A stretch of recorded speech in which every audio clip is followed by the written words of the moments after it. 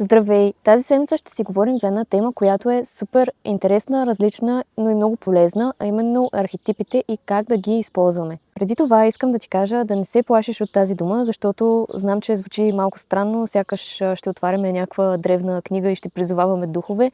Не е нищо подобно. Най-просто казано, идеята на архетипите е, че в нас има различни качества и начини на реакция, които така или иначе съществуват в нас и използваме в различни ситуации. Понякога в някои ситуации ни трябва повече спокойствие и разбиране, в други ситуации ни трябва повече да натискаме и да вървим смело. Понякога пък трябва да спрем, да анализираме, да наблюдаваме, а понякога имаме нужда просто да се свържем с живота, с природата и с удоволствието. Проблемът идва, когато реагираме на всички тези ситуации по един и същи начин, което доста често се случва, защото ние заучаваме една реакция и я прилагаме във всички ситуации почти.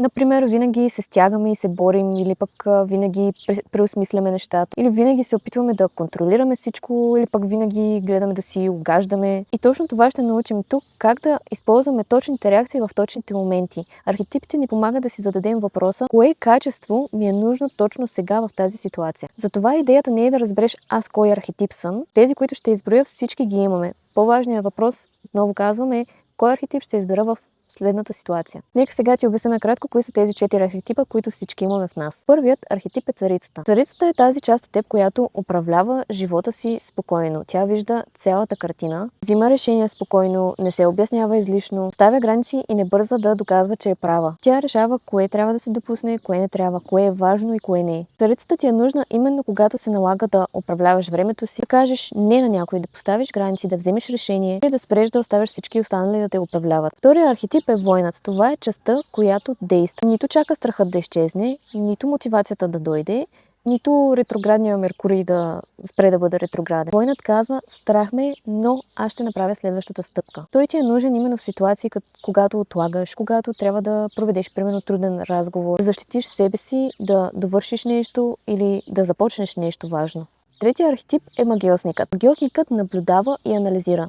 Той не действа веднага, а по-скоро пита какво всъщност става тук, защо това се повтаря, какво точно не виждам. Той ти е нужен именно когато искаш да намериш някакво решение, да разбереш някакъв модел на поведение, защо се повтаря, да научиш нещо, да спреш да правиш едно и също. Трябва да внимаваме тук, защото магиосникът може да се превърне в нещо не толкова позитивно, именно в едно безкрайно обмислене и анализиране, което е другата крайност, която изобщо не е полезна. Разбираш всичко, анализираш всичко, но си оставаш на дивана и не действаш. Последният, четвърти архетип, който всички имаме, е любовницата. Това е частта, която усеща. Тя чувства, тя усеща живота, свързва се с хората, с природата, тялото, с удоволствието и с творчеството като цяло. Тя не живее само за да отметне просто задачите. Любовницата ти е нужна именно когато си станала прекалено сериозна, контролираща, изтощена или си забравила, че освен това да съществуваш, можеш и да живееш и да получаваш и даваш любов и да правиш нещата с любов. Един пример бих ти дала, ако имаш труден разговор, тогава може да включиш няколко архетипа наведнъж. Например, магиосникът, за да разбереш ситуацията, да анализираш, любовникът, за да отговаряш с любов или пък да изкажеш твоите чувства. Войнат, за да си смела и за да не избягаш от разговора. Царицата, за да вземеш решение и да заявиш себе си. Някога не, че ни липсва увереност, дисциплина или пък спокойствие или любов. Ти имаш тази частица вътре в себе си. Просто не знаеш как да я активираш в точната ситуация.